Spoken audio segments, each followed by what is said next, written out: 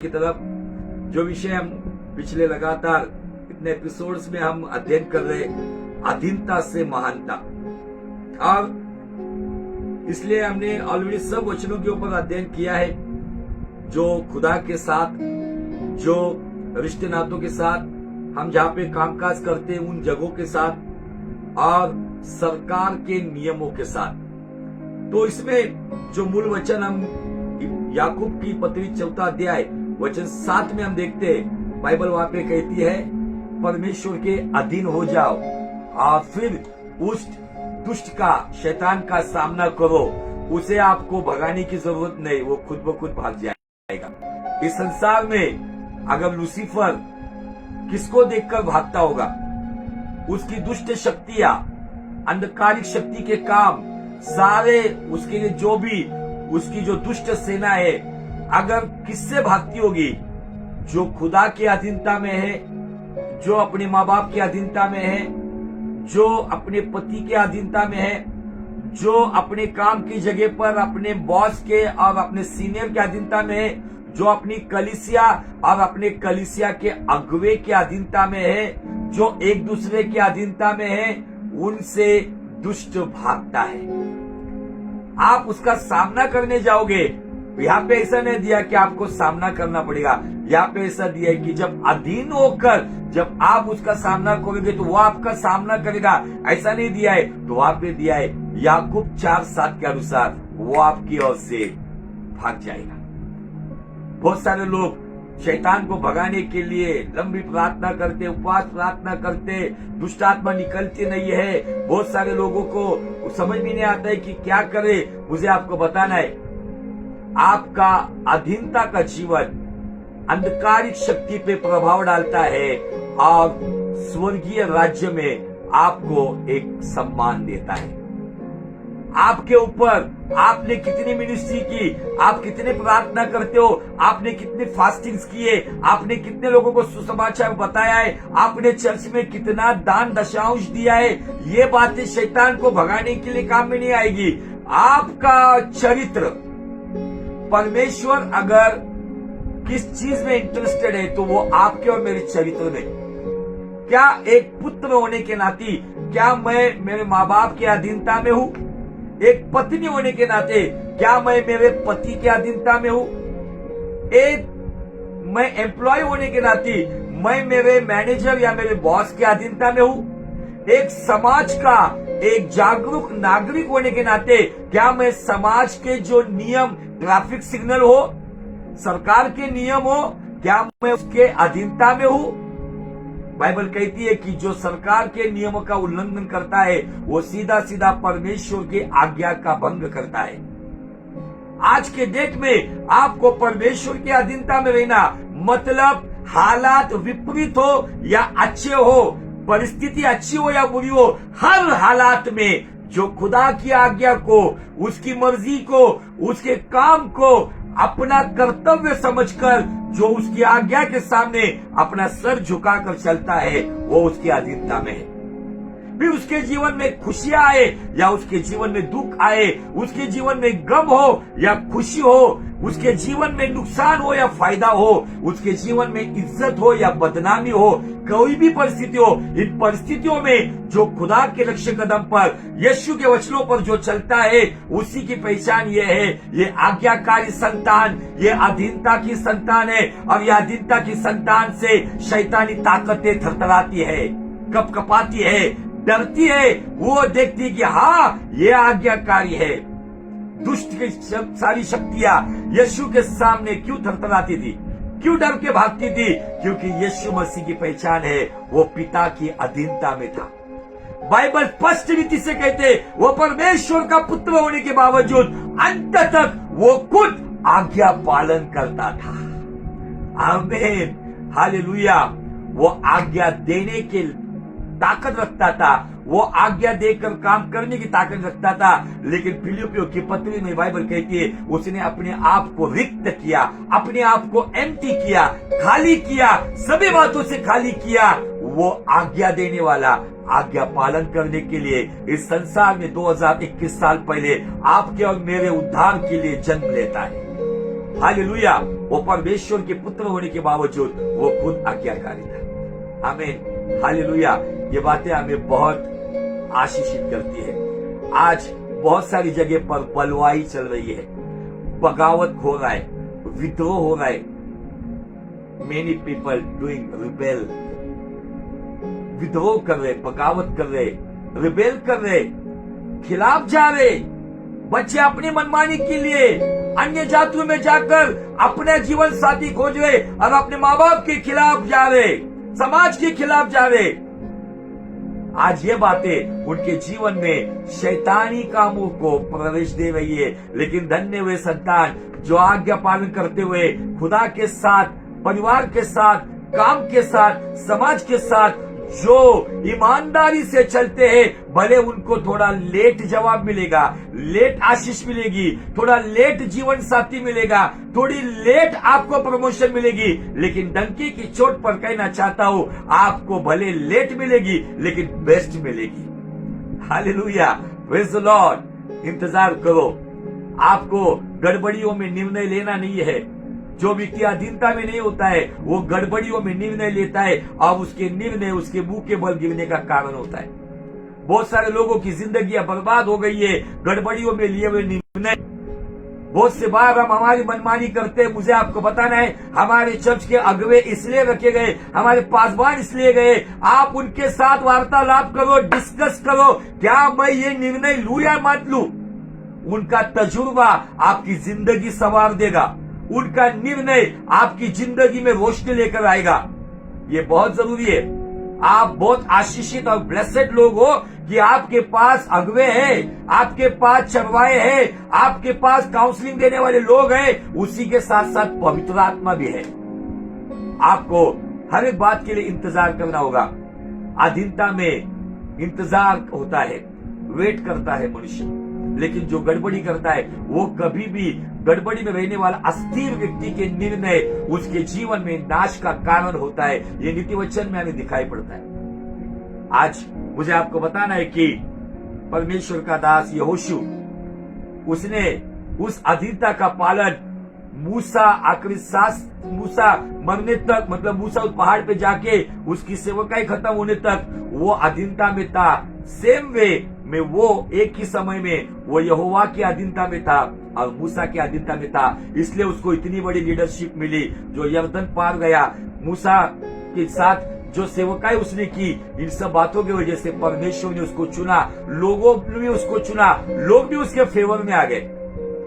आज बहुत सारे लोग कहते हैं मेरे माँ बाप मेरे सुनते नहीं है, मेरी इच्छा के आपको पहले, अगर आप देखेंगे मत्ती रचित सुसमाचार उसका 7वां अध्याय वचन 12 आपके यहाँ है कि नहीं पता नहीं, लेकिन हमारे धर्म के लिए एक तहसील से जो भी जमीन के कागजात जहाँ पर हम निकालते उसको 712 का वो दाखिला कहा जाता है। 712 7-12 का दाखिला, मत्ती 7-12 का दाखिला हमारे लिए क्या कहता है? दाखिला पता है? वो ये हृदय हमारी परमेश्वर ने दी गई जमीन है। इस जमीन के अंदर वो दाखिला होना चाहिए। वो पेपर जैसे एक प्रॉपर्टी कार्ड होता है, वैसे मत्ती 7-12 क्या कहता है पता है? अगर आपको लगता है कि आपकी व्यक्ति आपके मर्जी के अनुसार चले तो आपको पहले उनकी मर्जी के अनुसार चलना होगा। आज हम बहुत सारी बार हम लोग सामने से एक्सपेक्ट करते हैं, हम केवल इनकमिंग में ज्यादा इंटरेस्टेड होते हैं, लेकिन आउटगोइंग एफर्ट्स में हम फेल रहते हैं। सारा फायदा मेरा हो, सारा लाभ मेरा हो, सारी बातें मेरी मानी जाए, लेकिन मैं किसी का नहीं मानूंगा। इनके वजह से बहुत सारे लोगों के जीवन में आज बंधन है। ये यहोशू पूरी तरह से परमेश्वर पे निर्भर था, उसकी अधीनता में था, अपने अगुवे की अधीनता में था, अपने अगुवे के द्वारा आई हुई प्रोत्साहित बातों को भी लेता था और कड़वी डांट को भी लेता था। इसलिए एक प्रभावशाली लीडर बनाकर, अगुवा बनाकर परमेश्वर ने उसको खड़ा किया। और हमने देखा, हम अगर देखेंगे तो यहोशू के जीवन में 3 ऐसे सुपरनैचुरल काम हुए, महान काम कहा जाता है ना आज। उसमें से पहला महान काम हुआ यरदन 2 हिस्से में बटी यहोशू के निर्णय में। जब आप परमेश्वर का आदर करते हो ना, तो मुझे आपको बताना है खुदावन आपके शब्दों का आदर करता है। खुदावन, बहुत सारे लोग वचन बोलते हैं परमेश्वर अपने दास के शब्दों का आदर करता है। कब आदर करेगा? जब तू उसका आदर करेगा, जब उस अधीनता का आदर, अधीनता का धीरज, अधीनता की नम्रता और आदर, धीरज और नम्रता की तालमेल में जब चलेगा, तब परमेश्वर जब तू शब्द बोलेगा वैसा होगा। हालेलुया। इसलिए तो सूबेदार ने कहा ना, मैं भी तेरे जैसा, आई एम आल्सो, मैं किसी को आज्ञा करता हूं तो आता है जाता है, मैं भी किसी के अधीन। इसलिए तू परमेश्वर पिता की अधीनता में है, इसलिए तू केवल शब्द बोल, मेरा सेवक चंगा हो जाएगा। जब आप अधीनता में रहते हो ना, आपके शब्दों की कीमत स्वर्ग करता है। जब आप अधीनता में जीवन जीते हो ना, आप बोलते हो ना, तो परमेश्वर आपके लिए योग करता है। बहुत सारे लोग नकारात्मक बातें बोलते हैं, क्यों नहीं करता है? इसीलिए नहीं करता है कि आपके अंदर अगर आदर नहीं है, अगर आप उसका आदर नहीं करते हो तो वो आपका आदर क्या करेंगे? बहुत सारी जगह पर हमारे शहरों में मुझे एक बात से बहुत गुस्सा आता है। अगर मुझे प्रभु परमेश्वर देना ऐसे व्यक्ति को अगर सर के बल खड़ा करने की मैं परमिशन देता हूँ, जा ये मैं तुझे अथॉरिटी दिया है ना, तो मैं ये सेवकाई बहुत आनंद से करूंगा। कौन सी सेवकाई पता है? बहुत सारे, आपके यहाँ की बात नहीं कर रहा हूं मैं, हमारे शहरों में बहुत सारे लोग खुद को बहुत ज्ञानी समझने वाले, खुद को बहुत धनवान और बहुत अपने आप को कुछ अलग समझने वाले लोग, जब पासवान अपनी जान तोड़कर जब प्रचार करते वक्त इनको जब कोई कॉल आता है, वो चर्च के सामने, वो फोन भी साइलेंट नहीं रहता है, वो चर्च के सामने कॉल रिसीव करते हुए अकड़ते हुए बाहर जाते हैं। मैं ऐसे लोगों से नफरत करता हूँ। इसीलिए ऐसे लोगों के जीवन में बहुत सारी कठिनाइयां, बहुत सारी परेशानियां, संकट, आंधी तूफान आते रहते। क्यों? क्योंकि वो खुदा की उपस्थिति का, खुदा के भवन का, खुदा के लोगों का, खुदा के चरवाहे का और खुदा के वचन का आदर नहीं करता है। तो ये परमेश्वर वचन का परमेश्वर है जिसने एली को जाकर कहलवाया था शामुएल के पहले पुस्तक में कि जो मेरा आदर करता है मैं उसका आदर करता हूँ। यहोशू खुदावन का हर हालात में आदर करने वाला था, इसलिए परमेश्वर ने उसकी बातों के ऊपर उसको आशीषित किया। पहला मोजाजात, पहला सुपरनैचुरल काम, यरदन 2 हिस्से में बढ़ गई। पिछले वक्त हमने देखा दूसरा काम, यरीहो की दीवार जो इतनी भारी भक्कम थी, जो इतनी मजबूत थी, जो किसी की गिराने से कभी गिरी नहीं थी, वो दीवार केवल यहोशू की अगुवाई में उस दीवार के, उस शहर पनाह के चारों ओर से जब 7वीं चक्कर मारी गई, क्योंकि परमेश्वर ने वायदा किया था यहोशू के द्वारा, आपके सामने से आपको रास्ता मिलेगा, आपको डोर या दरवाजा ढूंढने की जरूरत नहीं है।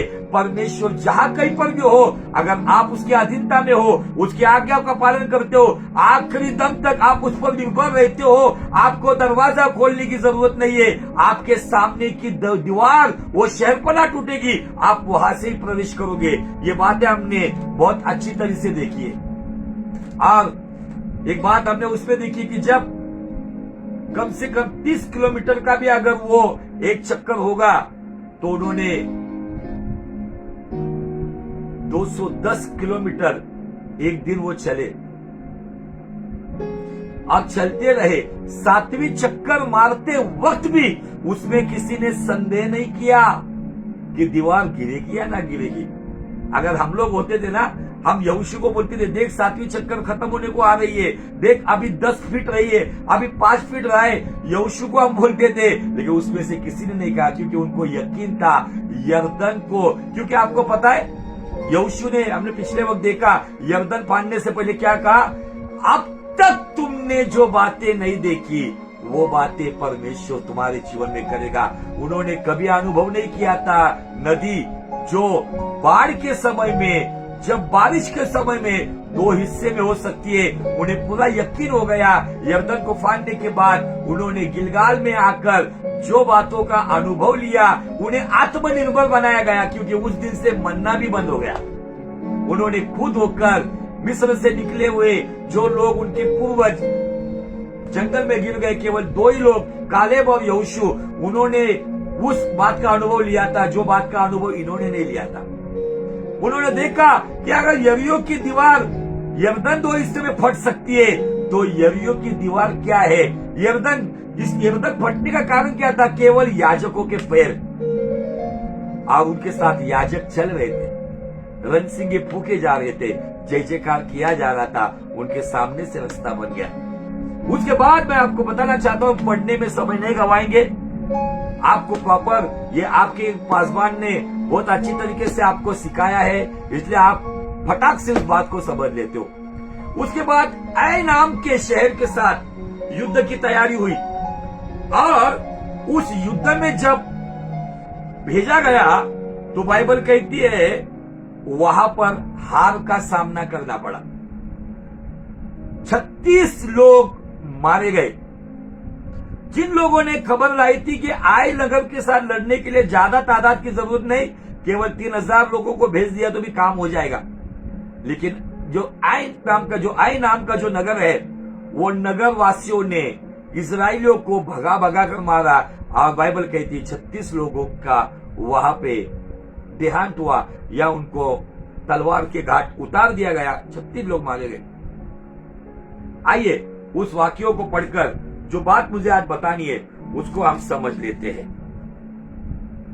Thank you Jesus, thank you master. Actually Bible यहां पे कहती है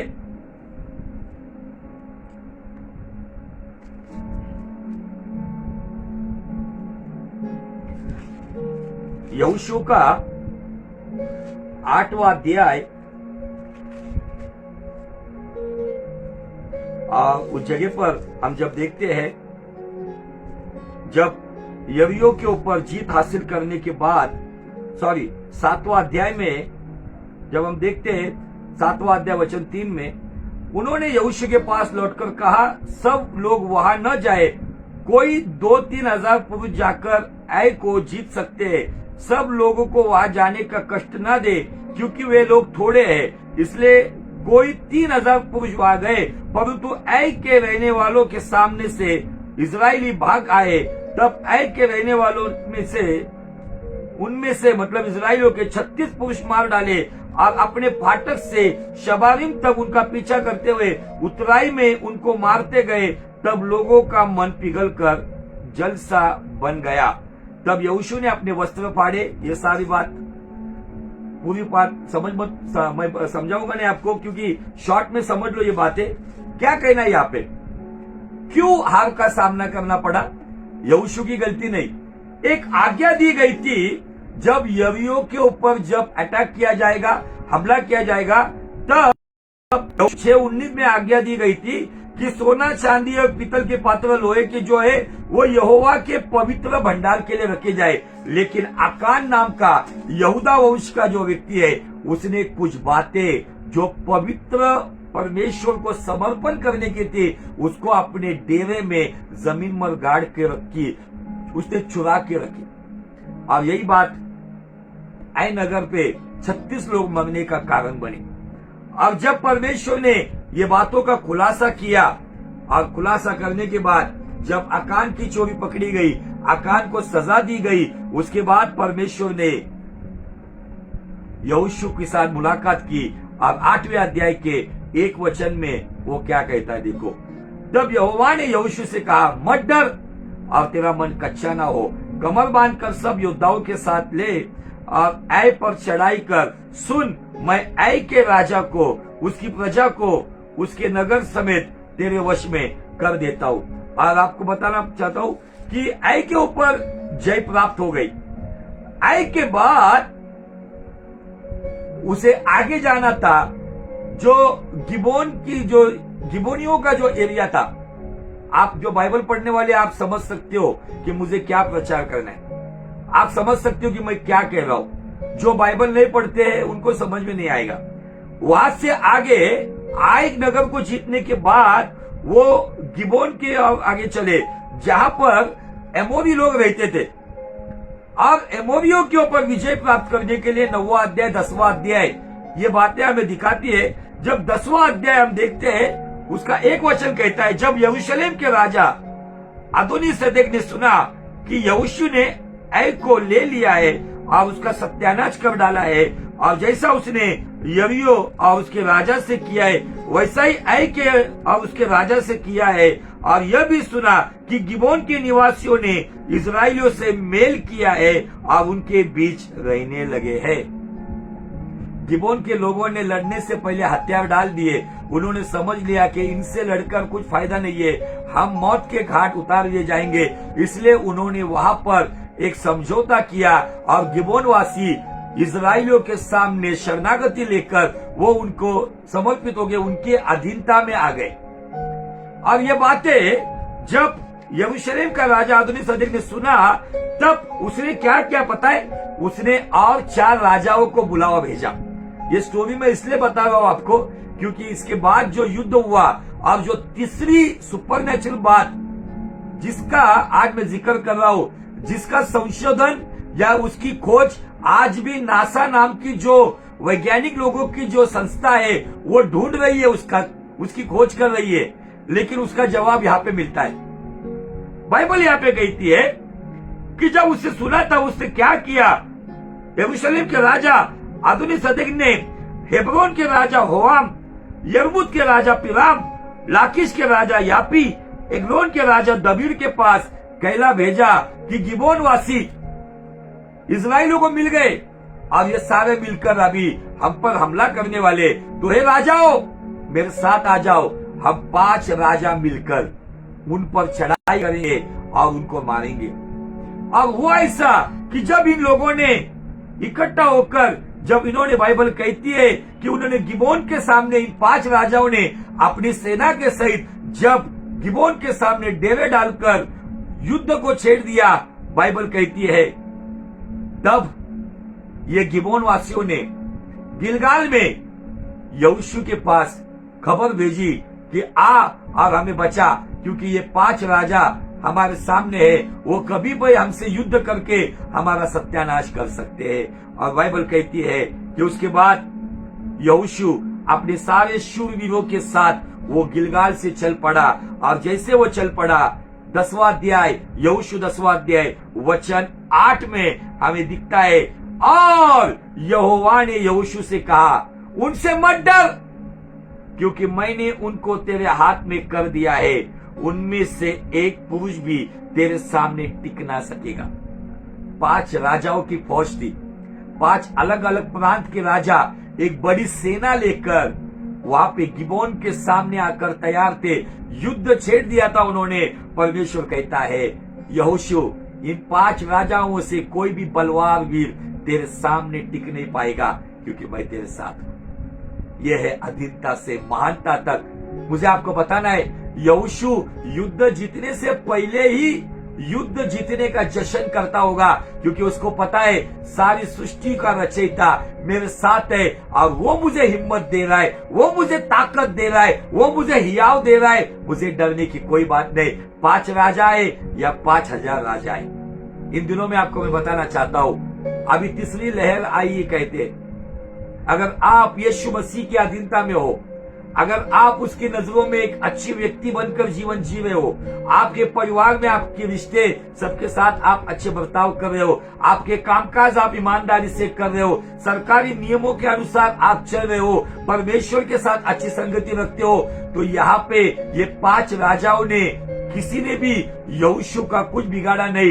ये तीसरी लहर आए या 300 नंबर की लहर आए, कोई लहर, कोई वायरस, कोई भी डेल्टा नाम की बीमारी, कोई भी फंगस आपको छू नहीं पाएगा अगर आप उसकी अधीनता में हो। Hallelujah, praise the Lord. Bible यहाँ पे कहती है तब यहोवा ने ऐसा किया। मैं जब इस वचन को पढ़ता हूं ना तो मुझे बहुत आनंद होता है। क्यों पता है? परमेश्वर कहता है तू जा लड़ने को, लेकिन ऐसा कौन सा बाप है कि जो बच्चे को कहेगा तू जा, देख लूंगा। वो बाप क्या करता है, अपने कॉन्टेक्स्ट का इस्तेमाल करते हुए अपने बच्चे के लिए कितना अच्छा सुमार्ग होगा, कंफर्ट जोन होगा, उसकी कोशिश करता है। दुनिया का बाप, ये तो आसमानी बाप है, वो हमसे बेइंतहा मोहब्बत करता है। बाइबल कहती है यहां पर 10 वचन में, तब यहोवा ने ऐसा किया कि वे इजराइलियों से घबरा गए। परमेश्वर ने ऐसा कुछ आवाज किया, यहूदा का शेर बब्बर यीशु मसीह इस तरीके से दहाड़ा हाव करके, वो आवाज से ही ये लोग सारे डर गए। बाइबल कहती है यहां पे ये सारे लोग डर गए। परमेश्वर आपको जाने से पहले आपके लिए रास्ता बनाता है। अद्भुत परमेश्वर है वो आपके लिए अद्भुत काम करता है। बाइबल कहता है परमेश्वर ने ऐसा कुछ किया, इजराइलियों से वो डर गए। आगे देखो क्या किया ना, 2 बातें की परमेश्वर ने, वो 2 बातें का जिक्र हमें दिखता है। अब इजराइलियों ने गिबोन के पास उनका बड़ा संहार किया। गिबोन के पास ये 5 राजाओं की सेनाओं का एक बड़ा संहार किया और बेतरोन के चढ़ाव पर उड़ा पीछा करके अजेका और मक्केदा तक उनको मारते गए। फिर जब वे इजराइलियों के सामने से भागकर बेतरोन और उतराई पर आए, तब अजेका पहुंचने तक यहोवा ने आकाश से बड़े बड़े पत्थर उन पर बरसाए और वे मर गए। परमेश्वर हमारा अद्भुत परमेश्वर है। तूफानों में साथ है, मैदानों में साथ है, हर जगह पर साथ है। इसलिए वो कहता है युद्ध मेरा है, युद्ध मेरा है, जीत आपकी है। Battle belongs to God and victory belongs to us. युद्ध यहोवा का है, फतेह हमारी है। परमेश्वर उन लोगों के लिए युद्ध करता है, सबके लिए नहीं करेगा। वचन का इस्तेमाल अपने फायदे के लिए बहुत सारे लोग करते हैं, लेकिन मुंह के बल गिरते हैं। परमेश्वर उनके लिए लड़ता है जो उसकी अधीनता में है, जो उसका आदर करते हैं, जो उसकी आज्ञा पालन करते हैं, जो अपने जीवन में हालात बुरी हो या अच्छी हो लेकिन उसकी मर्जी के अनुसार चलते हैं। खुदावन आसमान से आज भी उनके लिए शत्रु के ऊपर पत्थर बरसा सकता है। आमीन। बाइबल कहती है कि आकाश से बड़े बड़े पत्थर उन पर बरसाए और वे मर गए। आगे देखो, जो ओले से मारे गए उनकी गिनती इजराइलियों की तलवार से मारे हुए से भी अधिक थी। अब यहाँ पे पत्थर मारे गए, कौन से पत्थर मारे गए? जमीन पर जो पत्थर है, हमारे पहाड़ों पे जो पत्थर है, वो पत्थर नहीं, आसमान के पत्थर, बड़े बड़े हिम के गोले यहाँ पे दिया गया है। ओले, वो ओले इतने बड़े बड़े, पर हम देखते कि इन दिनों में कुछ जगह पर खेती में बड़े बड़े ओले गिरे और खेती की सारी फसल खराब हो गई। ये एग्जाम्पल आज हम देख रहे, हजारों साल पहले शत्रु को खत्म करने के लिए परमेश्वर ने जो बादलों के अंदर जो ओले है उसको लेकर शत्रु को मारा। बाइबल कहता है कि जितने इजराइल की तलवार से नहीं मारे गए, यहोशू के तलवार से मारे नहीं गए, उतने परमेश्वर ने मारे। ये है महान काम। अधीनता से महानता तक मनुष्य जब आता है, ये काम उसके जीवन में दिखता है। युद्ध लड़ने की जरूरत उसे नहीं पड़ती है, अपना श्रम करने की जरूरत पड़ती नहीं है। परमेश्वर उस व्यक्ति के लिए जंगल में सड़क और मरुभूमि में, रेगिस्तान में नदियां बहाता है। ये ऐसा युद्ध हुआ, इजराइल लोग परेशान हो गए रहेंगे, ये छावनी में हो क्या रहा है? हम तलवार से जितने नहीं मार रहे, ऊपर से अभी ये भी देखो ओले गिर रहे हैं, लेकिन ओले इजराइलियों पे नहीं गिर रहे, ओले केवल और केवल शत्रु की सेना पर गिर रहे, अमोरी लोगों के ऊपर गिर रहे और उनका सत्यानाश कर रहे। आगे चलते देखो, मेन पॉइंट पर आते हम।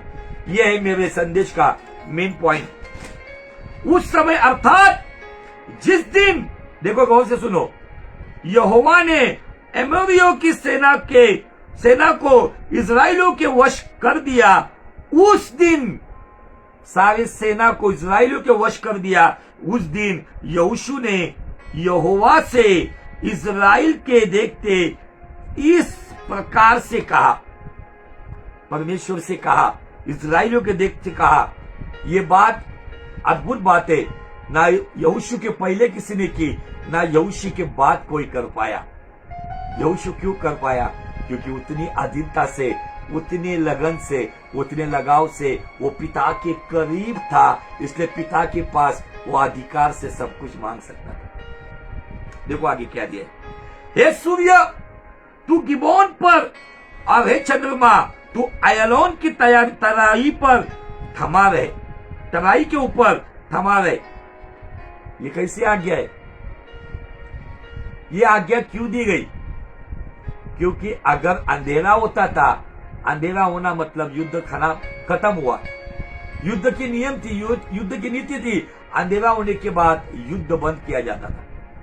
बाइबल यहां पे कहती है यहोशू अंधेरा होने से पहले एमोरियों का सर्वनाश करना चाहता था, और इसलिए यहां पे आज नासा इतिहास में जब से संसार की सृष्टि हुई है, उस दिन से नासा के स्टडी में ऐसा कहते हैं वैज्ञानिक कि एक दिन मिसिंग है, एक दिन मिसिंग मिल रहा है उनको, एक दिन खोया हुआ है। वो दिन कहां खोया था? यहां खोया था। ये पढ़ते आगे। और उस समय तक सूर्य थमा रहा, आगे दिया है, और चंद्रमा उस समय तक ठहरा रहा जब तक उस जाति के लोगों ने अपने शत्रुओं से बदला न लिया। सारे शत्रुओं का सर्वनाश करने तक जो आज्ञा सूर्य को दी गई थी कि सूर्य तू गिबोन के ऊपर और हे चंद्रमा तू आइलॉन के ऊपर स्थिर रहना और थमा रहना, हिलना नहीं। एक मनुष्य कायनात को आज्ञा दे रहा है, एक मनुष्य इस सृष्टि चक्र को आज्ञा दे रहा है, रुके रहना। ये बात सुनने के बाद शायद कुछ मसीह विरोधी लोगों को मजाक लगेगा, लेकिन उस मसीह विरोधी लोगों को जाके कहना, नासा नाम की जो वैज्ञानिक लोगों की जो संस्था है, जो टीम है, आप जानते हो कि ये सारे विद्वान लोग हैं, वो लोग इतिहास में एक दिन को ढूंढ रहे, वो एक दिन यहां पर है। देखो आगे पढ़ेंगे। अब चंद्रमा उस समय तक ठहरा रहा जब तक उस जाति के लोगों ने अपने शत्रुओं से बदला न लिया। क्या यह बात याशार नाम के पुस्तक में नहीं लिखी है? ये याशार नाम की पुस्तक जो खगोल शास्त्रीय, आपको बताना चाहता हूं कि जो ज्ञानी लोग जो यीशु मसीह के जन्म के वक्त उन तारों का अभ्यास करते हुए जब वो आए थे, यहूदा का राजा कहाँ जन्मा है, वो ज्ञानी लोग, वो लोग ये याशार ग्रंथ का अभ्यास करते थे, स्टडी करते थे। और बाइबल कहती है याशार नाम के पुस्तक में नहीं लिखी है कि सूर्य आकाश मंडल के बीचों बीच ठहरा रहा और गौर से सुनो, लगभग 4 पहर तक न डूबा। आमीन। 4 पहर तक, पहला पहर, दूसरा पहर, तीसरा पहर, चौथा पहर तक सूर्य डूबा नहीं। ये 4 पहर का एक दिन। अद्भुत परमेश्वर है हमारा। ये किसके लिए किया पता है? जो उसके अधीन था। ये यहोशू कभी बलवा करने वाला नहीं था, ये यहोशू कभी मूसा के खिलाफ बात करने वाला नहीं था। ये यहोशू अपने जीवन में उसी नम्रता के साथ खुदा के साथ और मूसा के साथ चलता था। इसीलिए यहोशू ने कहा यरदन 2 हिस्से में फट गई। यहोशू ने आज्ञा दी कि बरोबर 7वीं चक्कर में यरियो की शहरपना गिरेगी, शहरपना गिर गई। नदी 2 हिस्से में बट गई। देखो कायनात में कैसे काम हो गए। नदी 2 हिस्से में बट गई। भली भक्कम, भारी भक्कम दीवार अपनी नींव पर से गिर गई, ऊपर नहीं गई तो नींव पे से गिर गई। और तीसरी बात, ग्रह तारे आकाश में, सूरज और चंद्र एक ही जगह पर 4 पहर तक रुके। वाओ, अमेजिंग बात है ना, अद्भुत बात है। बाइबल एक ऐसी किताब है जिसमें आप खो जाओगे। इतने अद्भुत बातें, अगर आप बाइबल के परमेश्वर से प्रेम करते हो ना, वो पवित्र परमेश्वर से अगर प्रेम करते हो ना, उसकी किताबों में आप आपके सारे दिन आप दे सकते हो। आपका टाइम कैसा जाएगा आपको पता नहीं चलेगा। इसके लिए आपके अंदर प्रेम होना चाहिए। आपके अंदर जब वो प्रेम आएगा ना, तब वो आपके अंदर, उसके दिल के अंदर जो सीक्रेट, जो रहस्य है, वो प्रकट करेगा। देखो आगे क्या हुआ। और सूर्य आकाश मंडल के बीचों बीच ठहरा रहा, लगभग 4 पहर तक न डूबा, न तो, गौर से सुने ये वचन, 14 वचन 10-14, न तो उससे पहले कोई ऐसा दिन हुआ, यहोशू के पहले आदम के जमाने तक ना ऐसा दिन हुआ, और ना उसके बाद जिसमें यहोवा ने किसी पुरुष की सुनी हो, क्योंकि यहोवा तो इजराइल की ओर से लड़ता था। आमीन। वाओ, अद्भुत बातें परमेश्वर हमें इन अध्यायों से, इन वचनों से बताता है। मैं बहुत आशीषित होता हूं। मुझे ऐसा लगता है ना कि इस संसार में सबसे अमीर मैं हूं। मैं धन की बात नहीं करता हूं। जब मैं खुदा के हृदय से कुछ बातों को सीखता हूं, जब परमेश्वर मुझे बताता है मेरे बच्चे देख मैं ऐसा हूं, तब ये संसार की बातें फिर मेरे घर किसी पॉकेट में फूटी कौड़ी क्यों ना हो, या मैं मुझे खाने को क्यों ना हो, कोई परिस्थिति कैसी भी हो, लेकिन जब वचन के द्वारा जब उसके रहस्य वो खोलता है तो मुझे बहुत आनंद होता है। बाइबल यहाँ पे कहती है यहोशू के ना पहले, यहोशू 10:14 को अंडरलाइन करके रखना। कोई वैज्ञानिक मिलेगा उसको कहना जो एक दिन नासा खोज रही है ना, वो एक दिन यहोशू के जमाने में 4 प्रहर तक सूरज अपनी जगह पर था, चांद अपनी जगह पर था। और अगर सूरज अपनी जगह पर है, चांद अपनी जगह पर है, तो मुझे आपको वैज्ञानिक तरीके से बताना है, मैं कोई पढ़ा लिखा कोई बड़ा स्कॉलर नहीं हूं। अगर सूरज अपनी जगह पर है और चांद अपनी जगह पर है तो 100% पृथ्वी भी अपनी जगह पर है। हालेलुया। हमको पता है कि पृथ्वी घूमती है, जैसी घूमती है वैसा समय, अमेरिका में अंधेरा होता है तब इंडिया में उजाला होता है, जब इंडिया में अंधेरा होता है तब अमेरिका में उजाला होता है। ये वैज्ञानिक लोगों की खोपड़ी को खोलने वाली बात है। ये क्यों हुआ? हमारे पास एक पुख्ता सबूत है, एक पावरफुल एविडेंस है कि ये यहोशू के जमाने में हुआ। अद्भुत बातें। यहोशू उस खुदा की अधीनता में था, इसलिए परमेश्वर ने उसके द्वारा यरदन को 2 हिस्से में काटा, जहां पर शाप रुक गए और शाप बहकर चले गए। यहोशू ने यरीहो नाम का विजय दिया, जयवन दिया, दीवार को गिराकर। अगर आप अधीनता में हो तो आपके आशीष के बीच में शैतान ने कितनी भी बड़ी शहरपना बनाने दो, परमेश्वर उस शहरपना को गिराएगा। अगर आप अधीनता में हो तो खुदावन आपके शब्दों की कदर करेगा, आपके शब्दों का आदर करेगा, और आप जैसा कहते हो आपके लिए खुदावन करेगा। अगर परमेश्वर के राज्य के हित में तो कोई भी बकवास बातें नहीं करना। कुछ ऐसे इमोशनल कुछ लोग गवाही देते, मैं बारिश रुक जाए, अब बारिश रुक गई। ये ऐसी बातें बचकानी बातें नहीं, परमेश्वर के राज्य के लिए। क्योंकि बाइबल कहती है ये क्यों हुआ? यहोवा इजराइलियों की ओर से लड़ रहा था, और इजराइलियों की ओर से लड़ने के लिए यहोवा ने यहोशू की बात मानकर आइलॉन के ऊपर, बाइबल कहती है चंद्रमा रुका रहा और गिबोन के ऊपर सूरज ठहरा रहा। आमीन।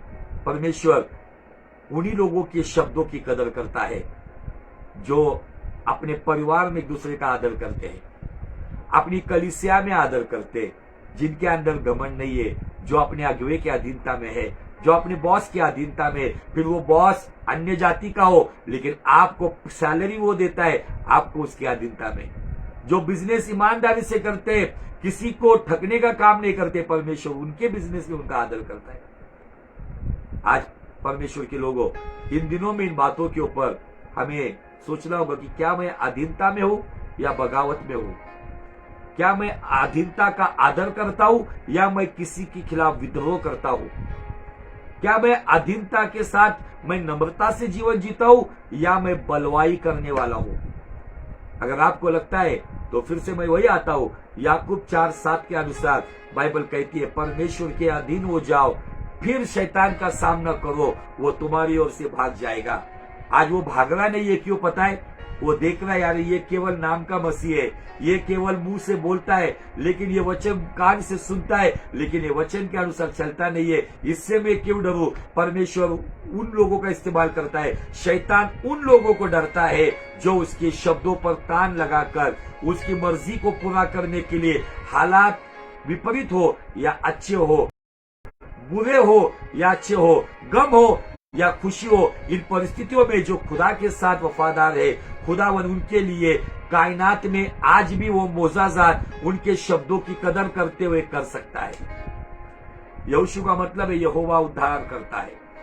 आज परमेश्वर यहोशू के जीवन से हमें बताता है, ये पुरानी घटनाएं केवल इतिहास की बातों को सीखने के लिए नहीं है, इतिहास में जो हुआ है वो लोगोस है, उसे मैं मेरे जीवन में रेमा कैसे बनाऊं, उसके लिए मुझे उस व्यक्ति के कैरेक्टर के अनुसार चलना होगा। आमीन। परमेश्वर चाहता है कि मेरे बच्चे मेरे आज्ञाकारी बने, मेरे बच्चे मेरे नियमों पर, मेरे वचनों पर चले, मेरे बच्चे एक दूसरे का सम्मान करें। मेरे बच्चे विद्रोह करने वाले ना हो, तो एक दूसरे के लिए अपनी जान छिड़कने वाले हो। बाइबल कहती है गलातियों की पत्री में, एक दूसरे का बोझ उठाओ, इससे आप मसीह का नियम पूरा करोगे। क्या हम ऐसे हैं? हमारी मर्जी के हिसाब से नहीं होता है? क्या हम परिवार से बलवा कर रहे? चर्चेस में कभी पासवान आपको कठोरता से कुछ बात बताते हैं तो यह आपके फायदे के लिए है। अगर ये बातें सुनकर अगर आप चर्च छोड़कर या कहीं पर जाते हो, मुझे आपको बताना है, आप कहीं पर भी टिक नहीं पाओगे। आपको आपके समय का इंतजार करना होगा। यहोशू शायद मूसा की चप्पल उठाता होगा। यहोशू दिन रात उस पर्वत पर निगाहें लगा होता कि मूसा कब आएगा और कब उसके साथ में चलूं। अगर कुछ पाना है तो उसके लिए कीमत चुकानी पड़ती है। अधीनता में आपको कुछ बातें भी सुननी पड़ती है। आपने गलती ना करने के बाद भी आपको सुनना पड़ेगा। जब आप ये सुनते हो ना, तो आप आपके अगुवे के दिल में, आपके माँ बाप के दिल में एक अच्छी जगह बनाते हो। वाओ, मेरा बच्चा, मेरा शिष्य, मैं उसकी गलती ना होने के बावजूद भी उसको मैंने जली कटी बातें सुनाई, फिर भी उसने गर्दन झुका के सुना, आपकी इज्जत और बढ़ेगी। बहुत सारे लोग टिट फॉर टैट चलते हैं। मेरे साथ बहुत सारे लोग ऐसे चले, लेकिन कुछ लोग ऐसे भी है कि जो आज आदर करते हैं, गर्दन झुकाकर मेरी डांट को भी सुनते हैं, और जब वो अच्छा काम करते तब उनकी पीठ भी मैं थपथपाता हूं, उन्हें इंकरेज भी करता हूं। गलती होने के बाद मैं उनको 4 लोगों में डांटता भी हूं। कुछ लोग चले गए, आज वो कहीं पर भी नहीं है, लेकिन जो मेरे साथ है वो आज परमेश्वर के साथ वफादार है। हालेलुया।